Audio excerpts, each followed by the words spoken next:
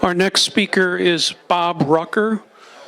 He earned an MS degree in nuclear engineering from the University of Michigan and professional engineering certificates in nuclear engineering and in mechanical engineering. He worked for 38 years in the nuclear industry performing nuclear analysis computer calculations for the design of nuclear reactors, criticality safety analysis, and statistical analysis of experimental measurements. Since 2013, Bob has been doing research and presentations on the Shroud and has written 39 papers, including papers 33 and 34 to explain the carbon dating and image formation. And those are available on the research page of his website, shroudresearch.net. That's www.shroudresearch.net. And let's welcome Bob Rucker.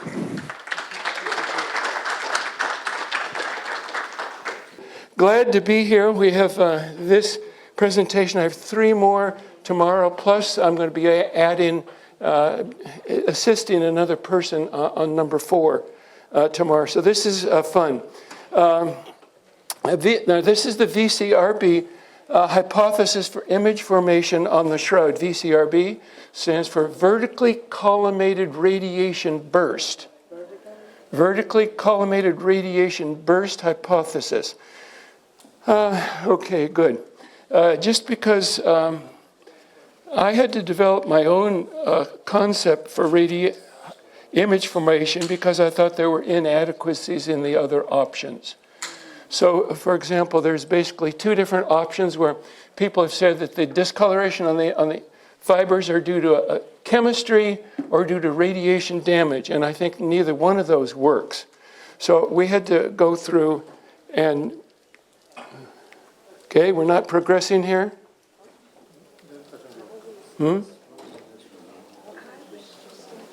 Hello?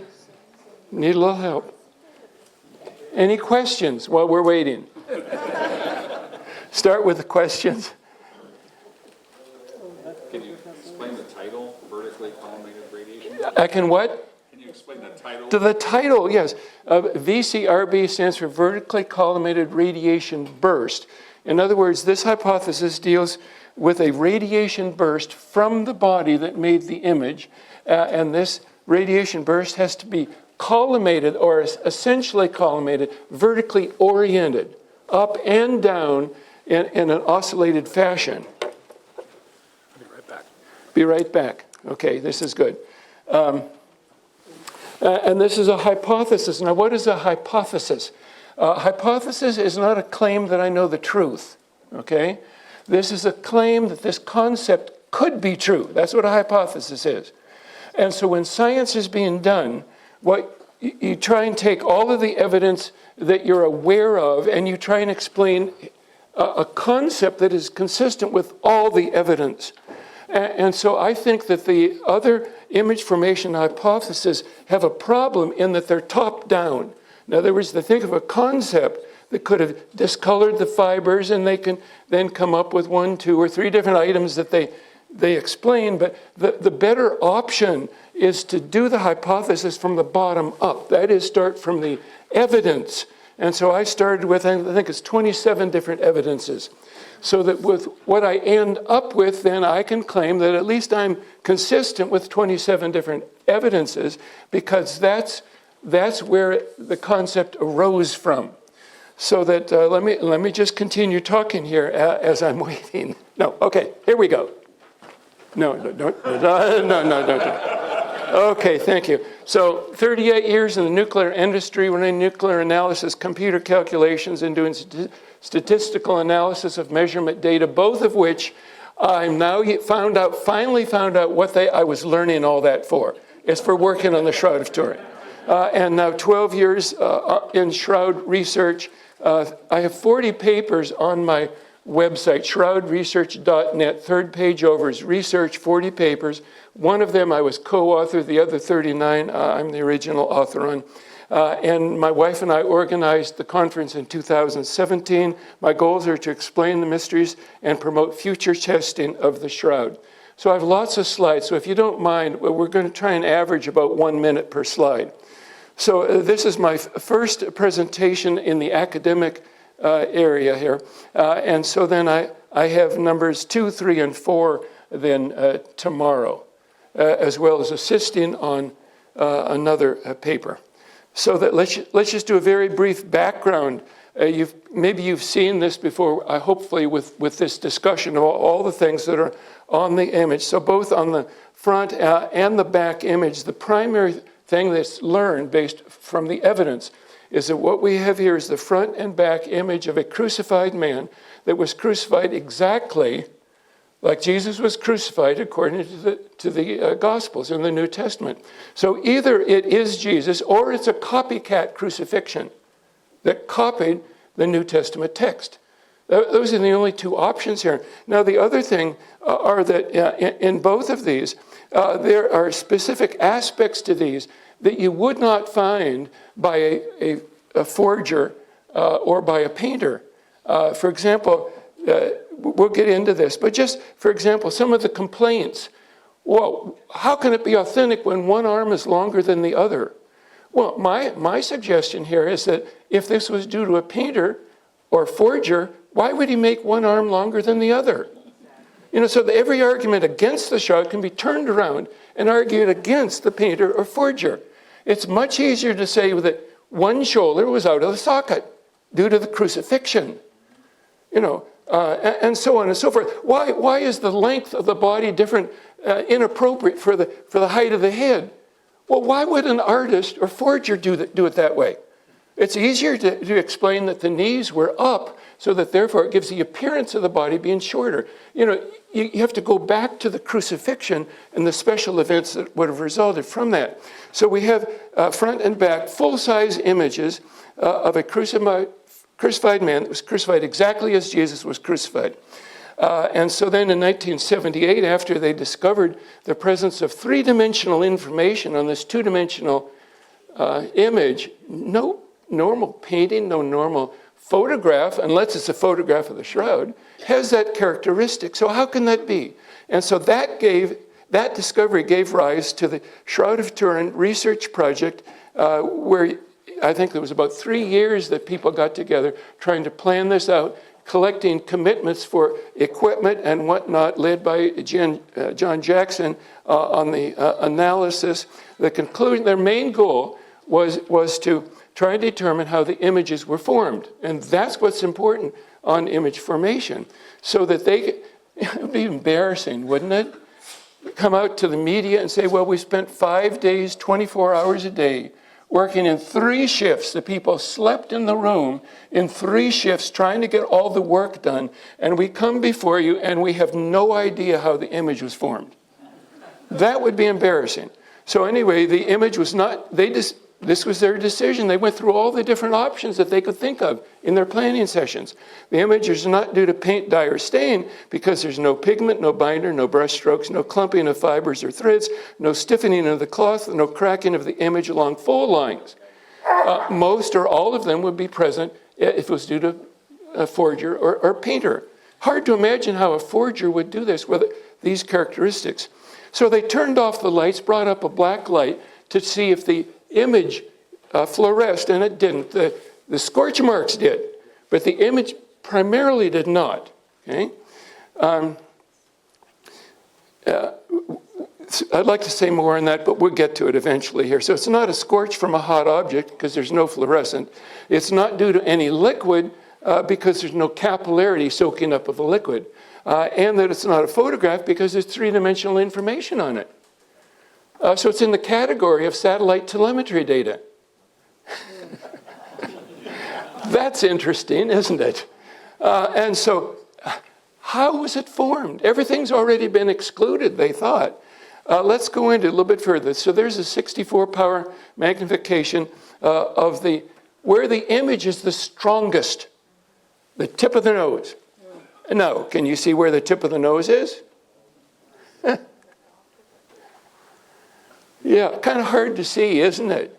Well, you'd have to stand back about 8 or 10 feet to see the tip of the nose. Okay, but you do see here, you see some areas of discoloration. Do you see that? And over here. So the pattern of discoloration is modeled. That has to be explained in any image formation hypothesis, because that's the characteristic you see here. Also, there's just 2 or 3 layers of fibers that are discolored here. Now, a thread, linen thread, would have 100 to 200 fibers in general. You know, I've never counted them, but those are the numbers that I see. But 100 to 200 fibers that are twisted together into a thread, but you only have the top 2, maybe 3 layers of fibers that are discolored. That has to be explained. I drew this on a diagram of 150 different fibers cross-cut, okay? And I put a little bit of discoloration. Can you see it there? Just on the top 2 or 3 layers. You see the discoloration here? And that's just the discoloration facing the body. Okay? Maybe a little bit on the reverse side. That's debatable. But anyway, so that's one of the characteristics that has to be explained, but it gets more interesting when you ask the next question. Okay, we have the top 2 or 3 layers of fibers discolored, but where's the discoloration on the fiber? Well, that then goes to this, where this is a crosscut in the diagram, a crosscut of the fiber. And where does it show the discoloration? Just around the circumference. Do you see that? Not on the inside. That's the important point. That indicates that the image was not formed by a liquid. You just touch a flare pin to that, because this fiber is 1/5 the diameter of a human hair. Okay? You can line 5 of them up next to each other to make the diameter of a human hair. Very small, about 15 micrometers in diameter for each fiber. There's some discussion as to how thick this fiber is. The figure you normally see is about 0.2 micrometers. Talking with Paulo de Lazaro, I said, when did they measure that? He said, well, they really haven't. Okay, well, this is interesting, because he said, you know, to measure that, you'd have to take a cross cut of the fiber and then look at it from this direction, and they haven't done that. So he showed me what he could. He showed me a view this way of a fiber that was here running this way. It was looking at the cross section. So that as you look through the fiber, if your eye is over here and you're looking through a very thin area here, you don't see the discoloration. But if you're looking down here, then you can be looking through a much thicker area of the discoloration where you do see it. So that indicates that, yes, it's all the way around the circumference, but we really don't know the thickness of it. Where does the 0.2 come from that you normally see? I think that's a prediction of Paulo de Lazaro. Okay. Isn't this interesting?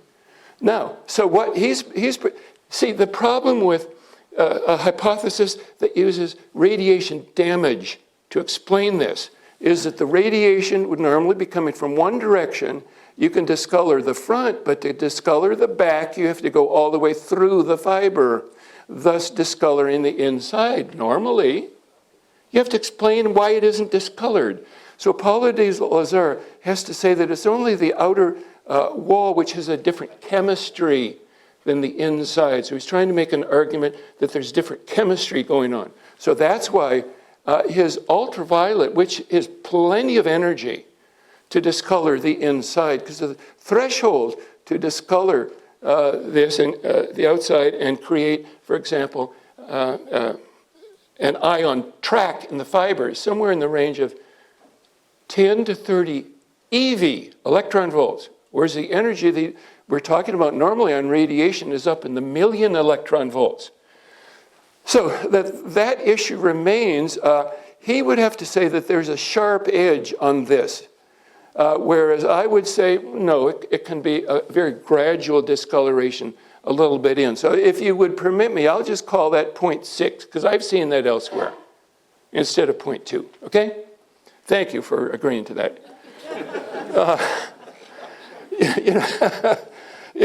Unfortunately, yes. But let's go on. So then what actually causes the discoloration in that very thin region all the way around the circumference of the fiber. That's because there has been some process by which the carbon atoms have made a transition from, of course, now in the carbon atom, you have 6 protons in the nucleus, so you have 6 electrons, 2 in the inner orbit, 4 in the outer orbit. So those 4 outer orbit electrons can connect to 4 atoms surrounding the carbon atom. So if you have 4 atoms, and that's what I'm showing here, the carbon atom surrounded by 4 other atoms, that's going to vibrate in one way, but what I'm saying is that due to this process, whatever it is, it switches from 4 single electron bonds to 2 single electron bonds and at least 1 double electron bond, so that in that arrangement, the carbon atom is going to vibrate differently. Okay, just think of connecting a softball in a steel box with springs. If you have one spring going north and south and east and west, so you're going to vibrate, the softball is going to vibrate one if you hit it with a softball bat. But if you take one spring and switch it over, have 2 springs on one side, one spring, you hit it with a baseball bat, it's going to vibrate differently. So if a light photon comes in that's maybe outside of our range, or maybe even within our range of seeability, that's going to reflect light differently with the different bonding of electrons. So that that's why we see it discolored, okay, because of this. So that as we go on here, I'm going to try and do this two-handed, okay? I'm challenged in this way. Oh, okay, so let's go into my paper number 34 on my website, shroudresearch.net. On the 3rd page over is the research page, so that my paper 33 is on carbon dating. Papers 34 and on into paper 35 is on my image formation hypothesis. So what is required to form the image on the shroud? There's 3 things. And this is just how I would think about it. You realize what Einstein did? He never did experiments. He would just try and think deeply about the issues. And that was my approach. I'll say, well, I'm in a good company if I do it like Einstein. Okay. So there are 3 things you need. You need a mechanism to discolor the fibers. Then you need energy to drive the discoloration mechanism. You agree with me so far? Number 3, this is the important point, but that most other people forget. And this is most important. You need information to control the discoloration mechanism. Because you have to discolor only the fibers that you need to, and to discolor them to the right length. And that's all dependent on information. Now, I can see you, you can see me. What's going on? Why can you see me? Because there are photons of light in the room. They hit me, reflect off in all directions, and they carry information. The frequency of those photons carries information regarding color. The number of photons that would communicate the intensity, whether it's black or white, for example. And the exact location that goes through your eye, and it goes through, because your eye is a lens, it then bends and it hits a certain rod or cone that defines a certain point of light, of color, and intensity. So that my body is visible to you because of information on reflected photons. Those photons hit the rods and cones on the back of your eyes. That information is then converted to electrical signals that travel up your optic nerve to your brain, and your brain has learned to interpret that as an image of Bob Rucker. Did you know that? Yes. So the same thing applies to the Shroud of Turin. Okay? Just think about it. The same thing applies to the Shroud of Turin. So we've done that. Why can we see another person? We've done that. So why do we recognize the image on the shroud as a crucified man?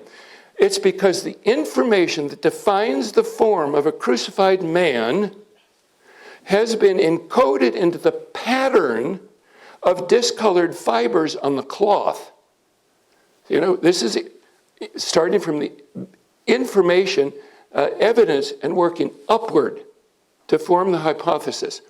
Okay, so that photons of light that reflect off the front and dorsal images of the cloth when we look at it. That was reflected photons carry that information to our eyes, convert it to electrical signals, travel up our optic nerves to our brains. Again, but the information has to be encoded into the pattern of the discolored fibers. Now, where did that information come from? Did it come from the limestone? Did it come from the ground? Some people have suggested that in an earthquake or in a close lightning strike, maybe it created radiation then that created the image, but you have to get the information that defines the image of a crucified man.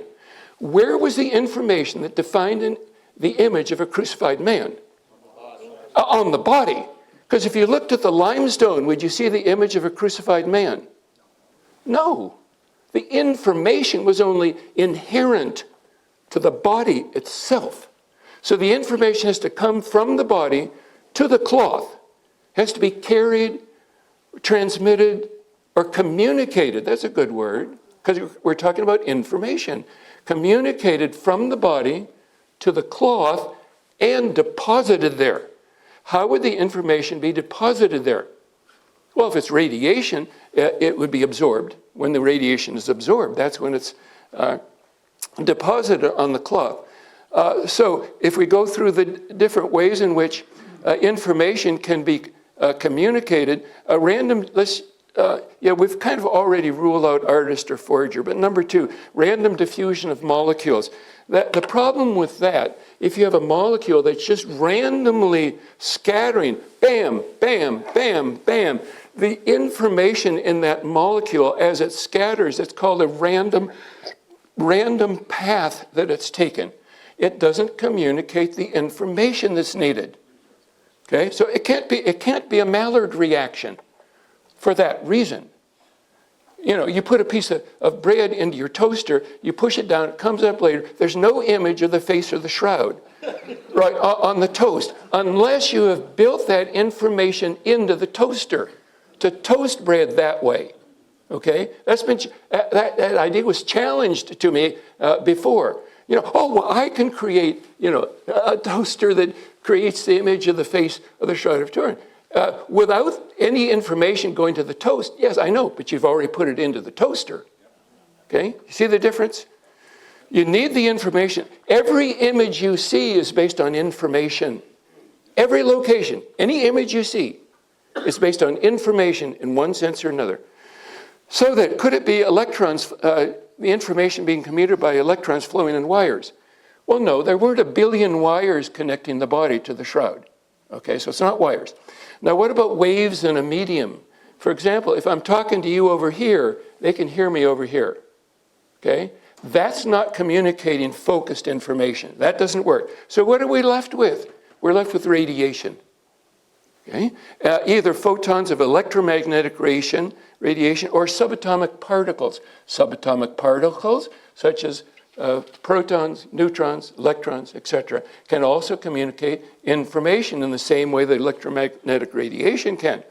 So images were formed by radiation for various reasons. Radiation readily communicates information. I think that God in the beginning created not only our system of receptors here and communication up to the brain before the foundation of the world, but he also designed the subatomic particles and photons to carry information.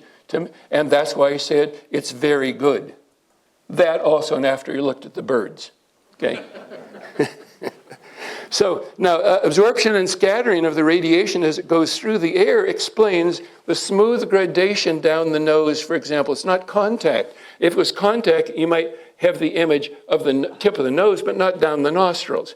So that something was being communicated across that vertical distance between the nostrils and the cloth, and that was being diminished by the air.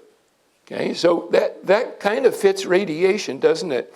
And it also explains why the images are negative. Let's not go into all the details, or why there's three-dimensional information, or why the front and dorsal images have the same characteristics. Have you ever noticed that? The front and back images have about the same characteristics in density and whatnot. And yet the dorsal image had the weight of the body on it, And the front image only had the weight of the front cloth on it. So the image formation mechanism was independent of weight of the body. Also, you should notice that the front image is a vertical projection upward from the body, just geometrically. Vertical projection upward from the body. The back image is a vertical projection downward from the body. So your image formation hypothesis has to be consistent with all that. And so it's certainly not Maillard reaction with random motion of molecules. Not at all. I don't think so. So the radiation was essentially vertically collimated. Well, what was it? 100% or 99 or 98 or 96? Yeah, somewhere in there. That's what I'm saying. And the reason is with the radiation carrying information, just think about it. Each point on the cloth has to be associated with one point on the body. If it's not, there's confusion of the information as the radiation arrives from multiple locations. You get it? So there's no lenses between the body and the cloth to focus the information. So the only way that you can achieve a one-to-one correlation between each point on the body and each point on the cloth is by having the radiation vertically collimated, essentially. Okay? That's my reasoning. Now, if you doubt me, you can pray about it, or you can call my wife. She'll convince you. Or you can read my paper 34 and think about it, as I had to do. Okay?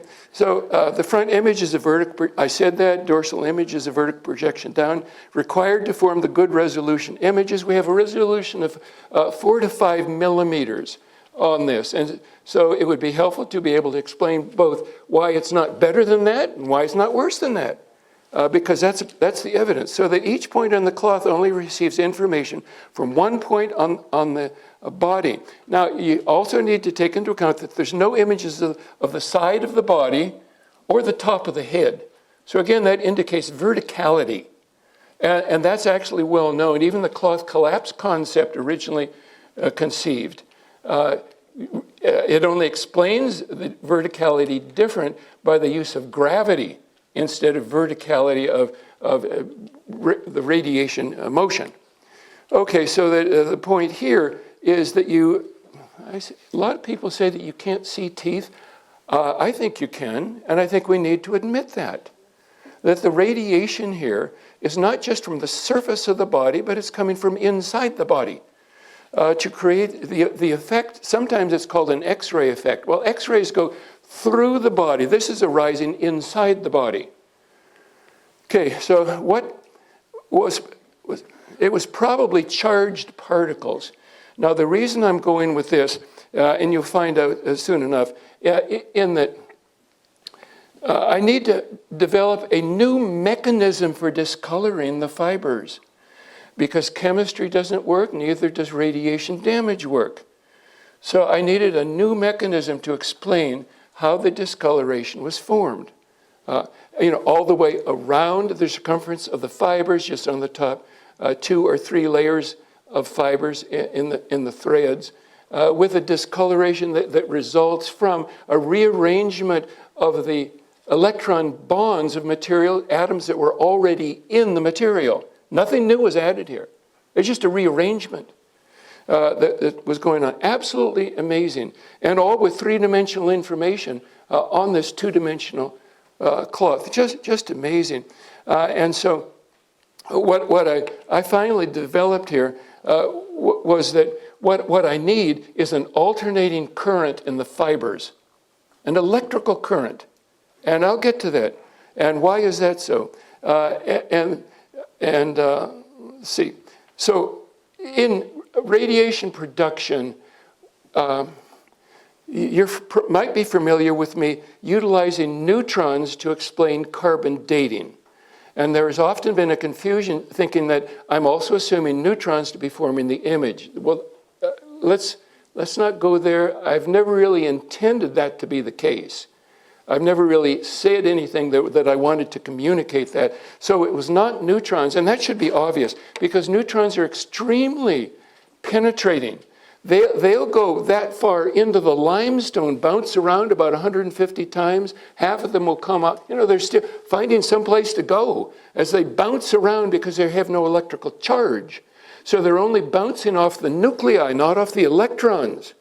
So they bounce off the nuclei about 150 times before they might or might not come back out into the air around the shroud. But here we have a diagram that explains where the neutrons and protons are coming from that I'm hypothesizing. So this is called the binding energy per nucleon. How many have seen this curve before? Just a few. Just a few. Well, this is a good curve. You print this and put it under your pillow. Think you dream about it or something. So over here we have uranium-235, and that should be a nucleon number of 235. That's the sum of the number of protons and neutrons in the nucleus. That's a nucleon. Okay, and this is the curve of binding energy, so that when a U-235 atom, for example, splits and creates two fission products down here, the curve goes up in binding energy. The excess energy after the binding energy goes up is released in huge power in a nuclear weapon or a nuclear reactor. So that's because this slope goes up. Now, the maximum here is at iron-56. You can't get any energy out of iron-56 by fissioning. Okay, but you notice it curves over and comes down tremendously down to H2. What is H2?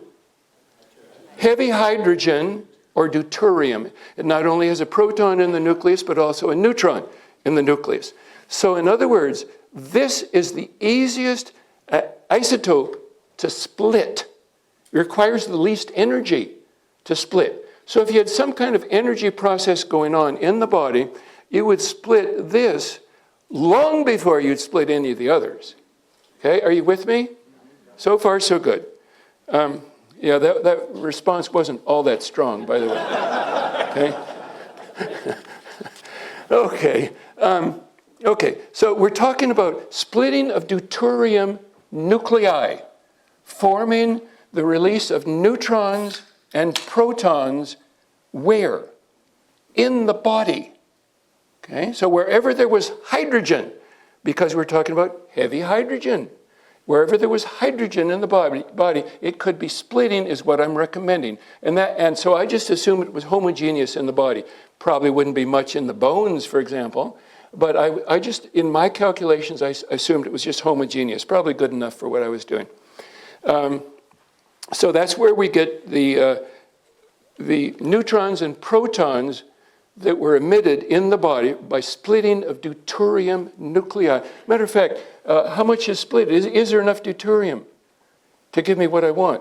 Well, what do I actually want? Over in the carbon dating side, how many neutrons are needed to be released by the body to shift the carbon date of the sample area from 33 AD up to the midpoint of 1260 to 1390? And everyone says nothing. Okay. But that's 2 times 10 to the 18th. You don't know that number yet. Okay, 2 times 10 to the 18th. Number of neutrons. That sounds like a huge number. 2 followed by 18 zeros. I wouldn't know how to say that. A trillion, 2 trillion, trillion. Okay? 10 to the 12th. No, what is it? I forget. Billion, trillion, I forget what it is. Anyway, how many, well, I'm certain you've calculated how many neutrons there are in your body. Haven't you calculated that number? Human body of 175 pounds. Yeah. I see one woman looking at her husband there, see if he's calculated. So I calculated about 2 times 10 to the 28th neutrons in the body. So you take 2 times 10 to the 18th divided by 2 times 10 to the 28th, you find that we're only talking about 1 neutron for every 10 billion that are in the body. So you might think that's a large number, but it's a very small effect. So I'm saying that what we're looking at here is a very small effect of the radiation. The main effect was the disappearance of all the atoms in Jesus' body into what I would call an alternate dimensionality. Other people would call heaven. That's fine. But in that process, I'm just saying, just give me 1 neutron for every 10 billion that are in the body, and I can shift the carbon date. Well, that also tells me how many protons are coming out. 2 times 10 to the 18th. So you kind of bootstrap between the two different concepts. So you also have to explain this very thin discoloration around the circumference. Any image formation hypothesis, check it against this. Does it explain this? Usually they don't. Usually they have no idea. They just, peel a magic or something. But anyway, so let's go into an oscillation. We're talking about a vertical oscillation of the electrons in the fibers. We'll get there. So this is the curve of an oscillation, a sine wave or a cosine wave, whatever. So let me just talk about the skin effect of an alternating current, because I thought, my goodness, I have to explain this thin discoloration all the way around the fiber. And so I had to think for weeks on this issue. How in the world do you do this? Not appealing to chemistry, not appealing to radiation damage. How do you explain it? Then it occurred to me, in my first year physics class at University of Michigan, they talked about the skin effect of an alternating current. Electricity has an alternating current. You turn on the light switch over here. The light goes on. Why does it go on? Because it's not operating on direct current. The direct current is just where the electrons are moving in one direction. Alternating current is where at every line, location down that line, the electrons are just going back and forth, so that one place is causing the next place, causing the next place. So they're all moving until up in the filament, you have an alternating motion of electrons up in the filament. Okay, so that's an alternating current. But when that's going on, look it up in Wikipedia under this title, Skin Effect of an Alternating Current. Now, we're not talking about human skin on this. We're talking about surface effect of an alternating current. How many are familiar with this? Yes, I talked to one of my friends who's in power electronics. I just said, are you familiar with it? He says, oh, yes. How often do you deal with it? Every day. This is well known, universally applied around the world. Skin effect of an alternating current. In an alternating current, the oscillating electrons create and destroy oscillating electric and magnetic fields, and this is the important point, which those fields then push the electrons to flow in the outer radius of the conductor, exactly where the fibers are discolored. Okay, you see what's coming up. Okay, so in order to use this concept to explain how that was done, and this is the only mechanism that I've heard of that actually explains that effectively. It's the skin effect of an alternating current. So what we need is an alternating electric current in the fibers. Well, how do you do that? We'll get to that. So and the other point here is the oscillating motion of the electrons. In this, they're not flowing, if the conductor were going this way, they're not flowing like this. They're flowing like this, just in the circumference. And so in that flowing in that circumference,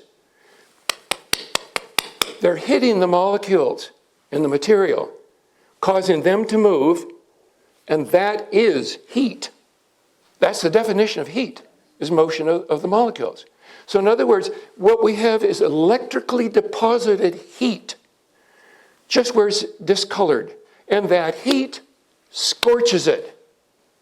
Okay, now, we saw before, it doesn't radiate, it doesn't fluoresce under ultraviolet light.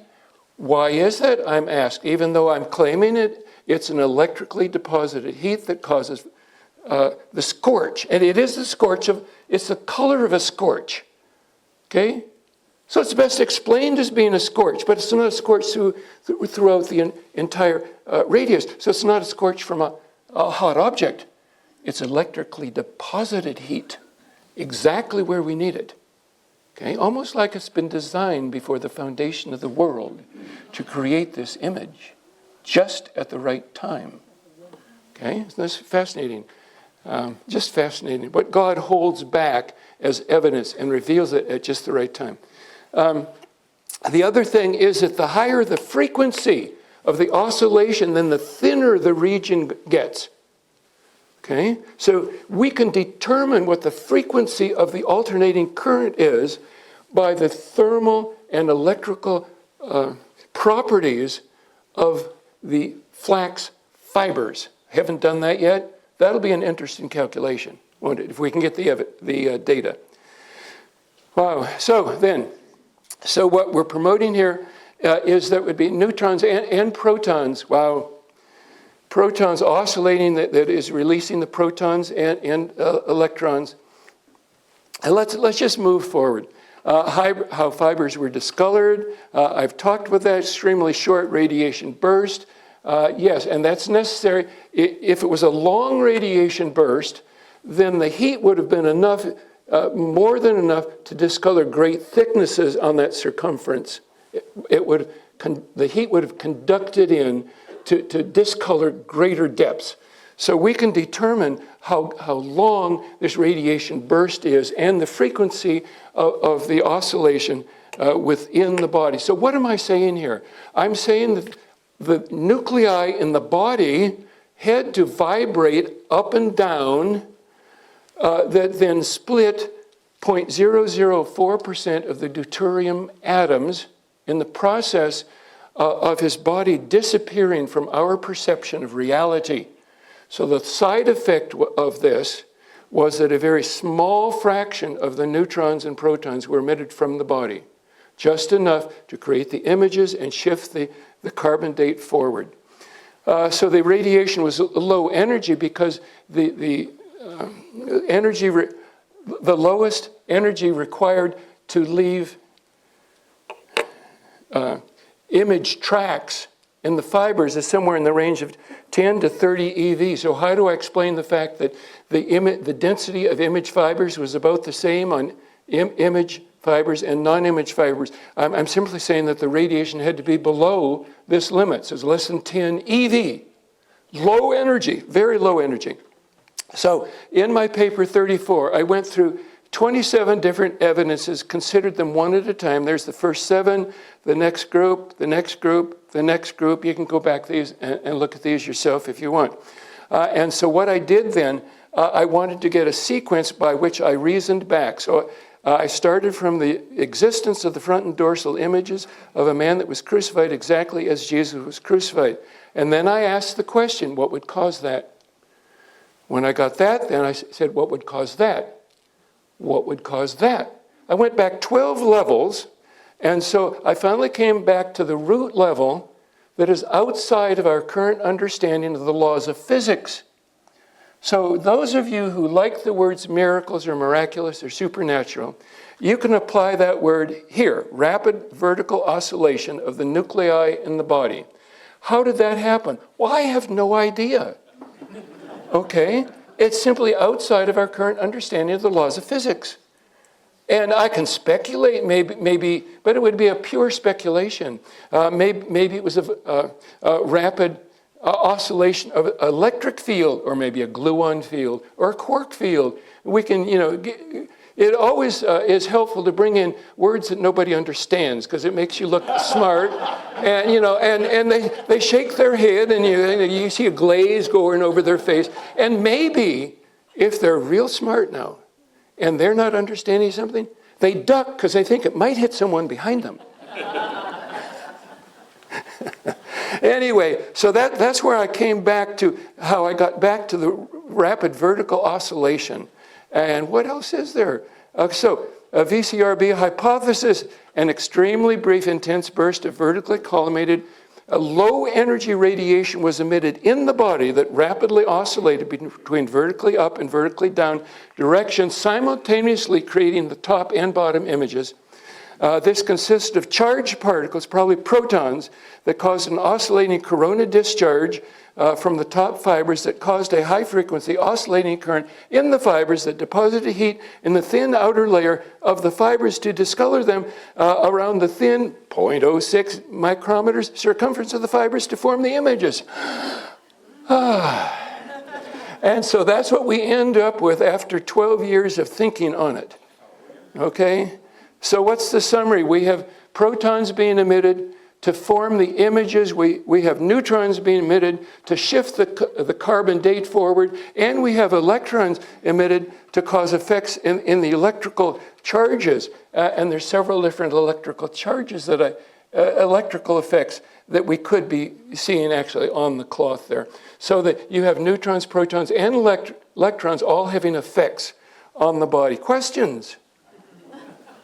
Yes?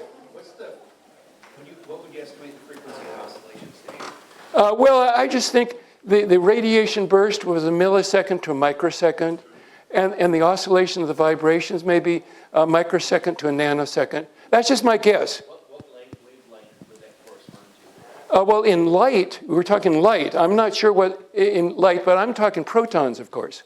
Right. Yes, I'm not sure. Okay? Question? So with any good hypothesis, a lot of times you think about how would I test it? Yes. So have you put any thought into any particular like laboratory test you might do to show that this vertical? Yes, and see, that's an important question because in science, you can have multiple different hypotheses, but the way that you test them is by doing the experiments to test the predictions. So if an image formation hypothesis has no predictions, how do you test it? Right? So yes, I have predictions that are on my papers 34 and 35. For example, you probably wouldn't initially think of flax fibers even conducting electricity. So what I'm saying is that under extreme conditions, they can. That's a prediction. That has to be tested. Another prediction here is that under very high frequency alternating current, you can discolor the fibers, the flax fibers, to this thickness of discoloration. That has to be tested. Now, if either one of those fails, right, what does it mean when a prediction fails? The hypothesis can't be true. So just recently, the James Webb Space Telescope did an experiment to measure the amount of lithium in the universe. It contradicted the prediction of the Big Bang, so the Big Bang is now disproven. Did you know that? It failed, right? So it throws all of cosmology. You know, we have to realize that we don't know anything right now. You try to make current in the fiber and see Yes. if you have a change in the density of the fiber, discoloration, and change in the density at the value of the shroud.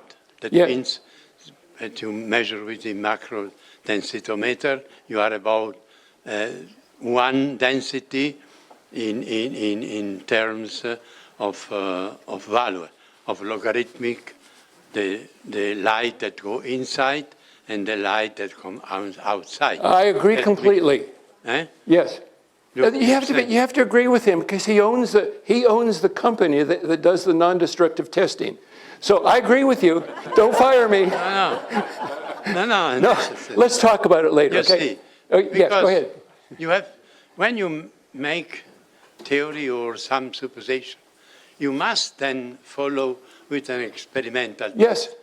In every sense, yes. Yeah. We need to be able to test these things. For example, string theories, which I often appeal to, because they predict anywhere from 10 to 26 dimensions, of which we only detect 4 dimensions with our 5 senses. So that we only detect, according to these theories, we only detect a very small fraction of reality. So that there's plenty of room for God, angels, Satan, and demon in these other dimensions. So it's just incredible how little we actually know. Yeah, so I agree with you completely, but the problem is string theories cannot think of a way to actually do testing on them, to confirm them. Could still be true, but you're not sure which one's true. Like a theorem. You make a thesis, you must have Yes, you do the best you can. and experimental to oppose the thesis. Yes. So, frankly, at the end of your discussion, you say, this is a thesis, could be or not could be. Yes. So if you test the prediction and it turns out true, does that prove the hypothesis is true? No, it just makes it more credible. So that's why Einstein's theory of relativity has been tested about 100 times, I guess. It's always turned out to be true. Does that mean it's true? Well, scientists have a great deal of credibility in the theory of relativity.